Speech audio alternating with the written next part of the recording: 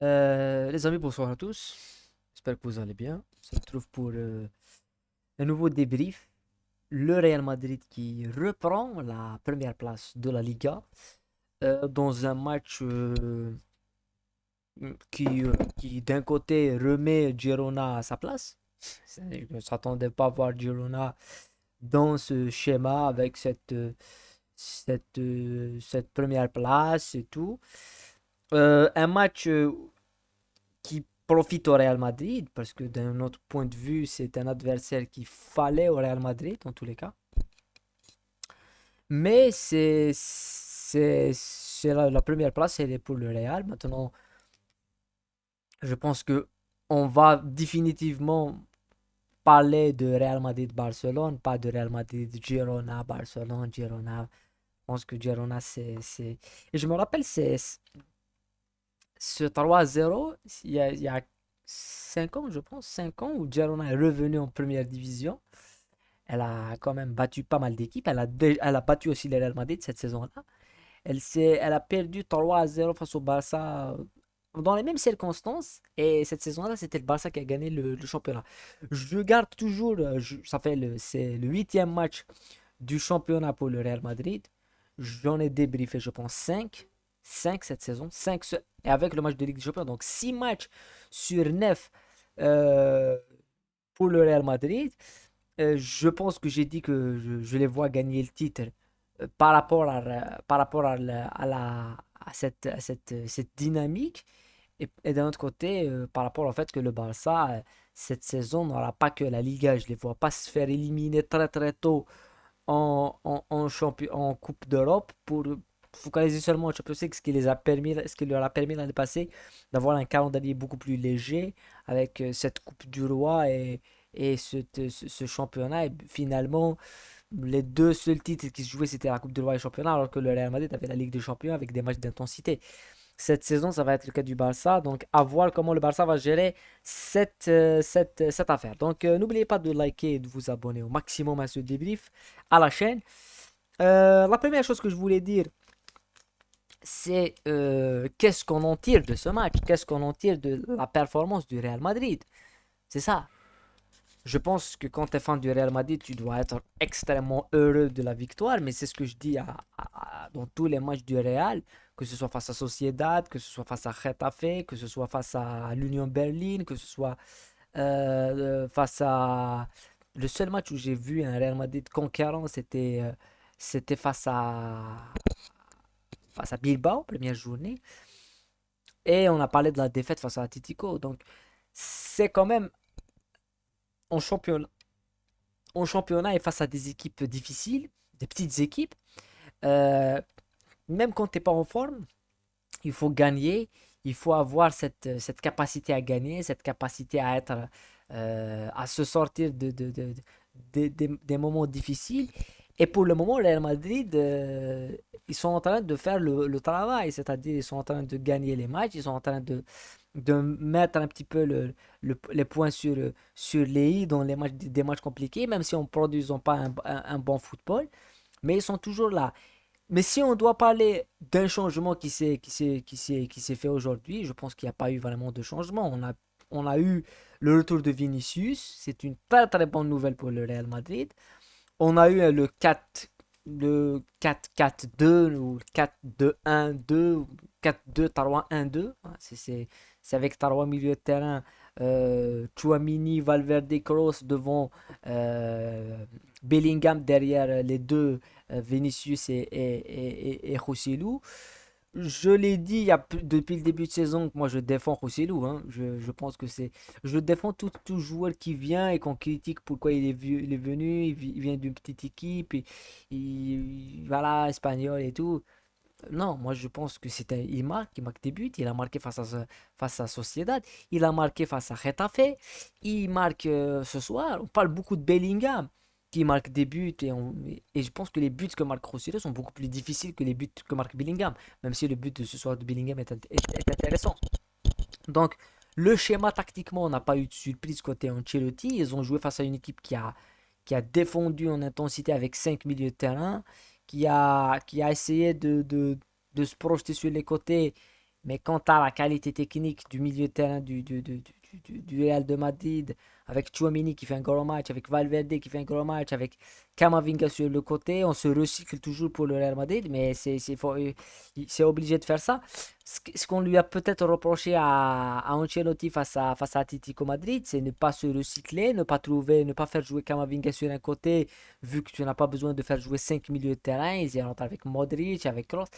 Donc c'est pour ça que je dis que c'est un match qui certes, pour le Real Madrid, c'est une victoire extrêmement importante, mais est-ce que ça va changer quelque chose dans la philosophie d'Ancelotti? Je ne crois pas. C'est-à-dire qu'on va le voir cette semaine en Champions League. Je pense, et je suis sûr, que on a le système de jeu du Real Madrid. On l'a depuis la première journée. J'ai fait le débrief de la première journée. C'était la révolution est lancée. C'est-à-dire qu'on change complètement de système. On part dans un 4-4-2 losange. On fait jouer Bellingham dans le cœur du jeu. Et on fait jouer des jeunes qui vont courir, qui vont défendre et qui ont une capacité technique à sortir de situations assez exceptionnelles comme Chouamini, comme Kroos. Pas comme Kroos, mais comme Kroos on connaît. Mais les jeunes comme Camavinga, comme Valverde. Le problème du Real, c'est les côtés et c'est l'axe. Quand tu perds Militao et ce soir Nacho prend un carton rouge, tu te poses des questions. Et c'est ce qui a posé encore plus de problèmes, c'est de perdre Vinicius en attaque, une blessure à longue durée. Donc, le schéma, on l'a. Mais le problème, c'est Ancelotti avec ses mêmes idées, ses mêmes principes. On l'a vu, il a la tactique qui fonctionne. Il arrive face à Titico, il la change. Il fait rentrer Kroos, il faut rentrer Modric. Il les fait jouer en 4-3-3. Pas en 4-3-3, mais presque en 4-4-2. Mais il a perdu complètement le milieu de terrain. Il est repassé à 5. Moi, j'attends cette équipe de. Comme le Real, comme le Barça, ce que je dis sur les deux équipes. Je, je, je les attends au Classico. Je les attends au Classico et on va les attendre aussi face à des adversaires comme on l'avait vu face à Sociedad, face à Bilbao, face à Atletico Madrid, ça c'est sûr. Mais beaucoup plus au Classico. Et, et voilà, le Real Madrid qui reprend la première place, c'est assez intéressant. Et il y a un concours de chaises musicales, il y a une semaine c'était le Barça, après c'était Girona. Là c'est le Real Madrid à un point du Barça. Et les prochaines journées pour la Liga, on aura quand même Real Madrid qui va recevoir Osasuna, le Barça qui va se déplacer à Granada. Ça, c'est un match extrêmement compliqué. Et derrière, on aura Barcelone-Bilbao et un Real Madrid-Séville à Séville. Pour qu'avant, on aura le Classico le samedi 28 octobre. Un classico un samedi à 15h15, c'est ridicule. Chaque fois que je débriefe la Liga, je suis dégoûté. Je suis dégoûté parce que je vois comment la Liga est vendue. C'est du n'importe quoi. C'est du n'importe quoi. Pourquoi tu fais un classico à 15h15? C'est quoi l'intérêt? Oui, je sais que tu le vends en, en Chine, mais quand on se rappelle tous de l'âge d'or de la Liga avec le Real et le Barça à leur top, avec Pep, avec Mourinho, avec Messi et Ronaldo, on jouait des classicos à 21h. On jouait le classico à 21h. C'est un horaire, l'horaire du football espagnol, c'est à partir de 20h. C'est pas le football anglais, c'est pas le football. Moi, je vois, je sais pas, un match en Italie à 11h. Oui, tu vends ça en Chine. Mais avant, les Chinois, ils achetaient des matchs. La Liga, quand le Barça et le Real Madrid étaient au top, si le match se joue à 2h du matin, tu l'achètes parce que tu sais que c'est un produit qui va se vendre. Mais là, la Liga était basse, et quand je dis la Liga, je dis bien sûr était basse, il n'a même pas confiance dans son produit. C'est-à-dire qu'il veut vendre quelque chose qu'il a lui-même détruit, il veut la vendre, il n'a pas confiance, il est obligé de s'adapter au marché pour la vendre. Alors que avant, c'est le marché qui s'adaptait à la Liga, c'est le marché qui s'adaptait au club. Et un classico, ça se joue à 21h, ça se joue à 20h. On a vu l'année passée Barcelone-Real Madrid, le retour au Camp Nou, c'était un spectacle, c'était exceptionnel. On se rappelle tous des classicos à 18h, à 19h au Bernabéu, c'est exceptionnel. Hein, ouais, c'est le rendez-vous qu'il faut voir, c'est le match qu'il faut voir. Là, le classico se joue à midi, se joue à 1h, 13h, 15h15, c'est n'importe quoi. Et si je peux rajouter quelque chose, bon, ben, ça a toujours une relation quand on parle de la Liga. Tebas, c'est lui le plus grand, on va dire, euh, ennemi de la Liga. Parce que c'est lui qui a détruit les petits clubs. On voit des petits clubs qui ne survivent plus, comme Villarreal, comme Valence qui trouvent des difficultés à vivre.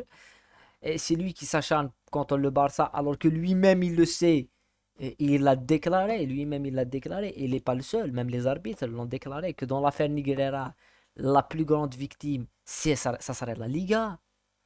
Si ça vit un calcioboli comme en Italie, la Liga, c'est pas l'Italie. Parce que l'Italie, tu veux la Juve, t'as l'Inter, t'as Milan, t'as la Lazio, t'as Roma. En Espagne, tu viens le Barça ou tu viens le Real, c'est terminé. C'est terminé. Et lui, il, il est en train de une. On s'en fout de ce qu'il fait avec le Barça, je m'en fous. Mais de vendre la Liga avec cette façon, c'est assez stupide. Je vois pas un président de fédération, que ce soit de ligue, je parle de ligue, même le pire président de la ligue française, Vincent Labrune, qu'on connaît, Vincent Labrune ou en Allemagne ou en Italie, je vois personne qui est en train de saboter son propre produit comme le fait Tebas en Espagne. Voilà. Mais en tous les cas, c'est quelque chose qu'on a souvent dit, souvent répété, mais je me rappelle un président de fédération, de ligue, Frédéric Terrier, Terrier la LFP française, la Ligue 1. Euh, Ce qu'il faisait, c'est ce que fait Tebas. Et malheureusement, on peut pas leur demander d'être intelligents. Ils sont faits comme ça. Voilà. C'est tout. Voilà. En tous les cas, c'était un débrief pour les supporters du Real Madrid. Et je pense que je n'ai raté que deux matchs du Real Madrid. Deux ou trois matchs du Real Madrid cette saison. Celui de Las Palmas, Almeria et un autre, je ne me rappelle plus. Mais sur 9 matchs, j'en ai fait 6. Et en Liga, sur 8 matchs, j'en ai fait 5. Donc j'essaie de débriefer tous les matchs. Et la Liga, comme je l'ai dit, est extrêmement intéressante cette saison. On a hâte de voir le Classico. J'espère que ça va arriver à 21-20, 22-20, voilà. Comme ça, on aura un Classico exceptionnel. Mais quand tu vois un Classico à 15h15, c'est stupide. Mais vraiment, c'est stupide. C'est extrêmement stupide. En tous les cas, prenez soin de vous, la paix sur vous. Et à bientôt. On se retrouve pour les débriefs et pour les analyses de la Ligue des Champions. Il y a qui vient cette semaine avec de très très bons matchs. Voilà.